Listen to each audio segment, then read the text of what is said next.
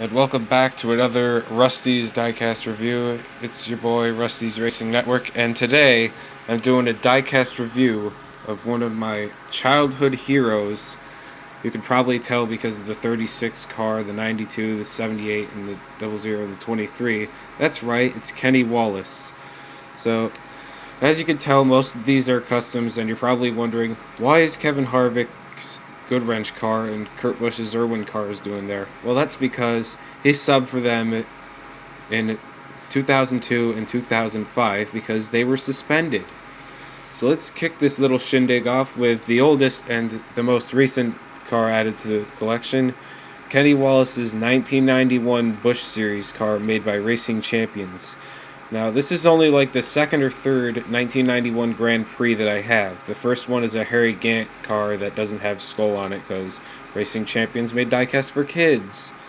Kenny Wallace won Most Popular Driver in 1991, driving this paint scheme for his older brother Rusty. And it's his most well-known number 36 on the car.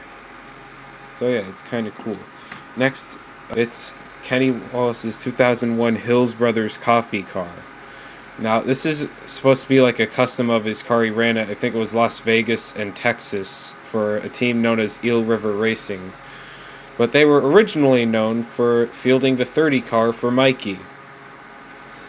And the first time that he was sponsored by Hills Brothers was the Daytona 500 because the original car that was sponsored by them, which was the 90 car driven by Hut Strickland, failed to qualify.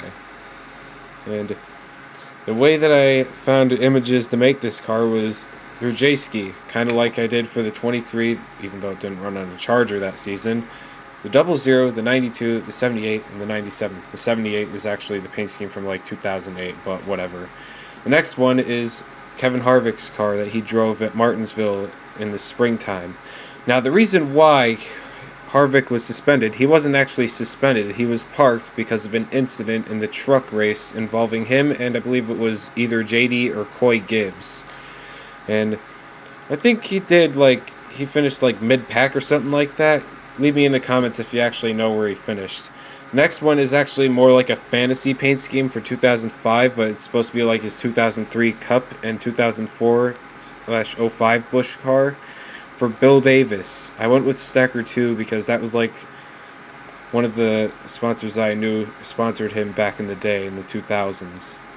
So bear with me. I also included Whalen because they were also a sponsor in the 23 car.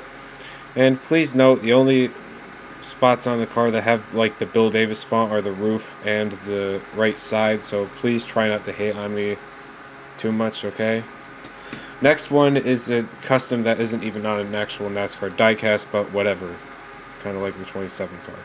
This is supposed to be his 2005 Aaron's car he drove for Mikey that he ran in most of the season, and he also drove it for Bill Davis, but that was on a Dodge. The first start of the season he made was in the Daytona 500. He failed to qualify for, I think it was the Aaron's 499 and the Coke 600, which is why Hermie Sadler's car had Aaron's on it. And I don't have the actual diecast because that was in a set that I always find on eBay, but I don't have money for it. It came with the gold Mikey car too. Next one is the 92 car. I know this is Hermie Sadler's paint scheme, but this is the only one I felt like making for the 92 car that year. And the reason why it's included is because Kenny Wallace drove it for a few races in 05, which is, in my opinion, my favorite season from the 2000s other than the early 2000s. Next one is kind of a fantasy paint scheme, but whatever. It's the 78 Furniture Row car that he drove at Dover. I know it's not the actual paint scheme, but this is what he ran in 2007 before Joe Nemechek took over. And I included Denver mattress on the deck lid because I didn't want to put it on the sides. I went with this paint scheme instead of the actual one because this one was kind of easier for me to make and I didn't want to go all full-blown complex and make it look horrible like some custom diecasts out there. And then the next one that I have here is Kurt Busch's car that he drove for the final few races of the season because Kurt Busch was suspended after he got in trouble with the law. I think it was like he got it was drunk driving or something like that. And I'm pretty sure he actually ran this paint scheme. I don't think he ran the Sharpie car. Leave it in the comments if you do know. And as you can see in the background, I've got some customs I'm working on. You'll see more about those in the future. Well, leave a driver's name in the comment section below if you have a suggestion for me. Please note, I will probably comment if I don't have that driver that you want. And don't forget to make sure to click the subscribe button and smash that like button in the wall like Kevin LePage wrecked the field in 2008 at the Xfinity race at Talladega. This is Rusty's Racing Network, signing off, and enjoy your afternoon.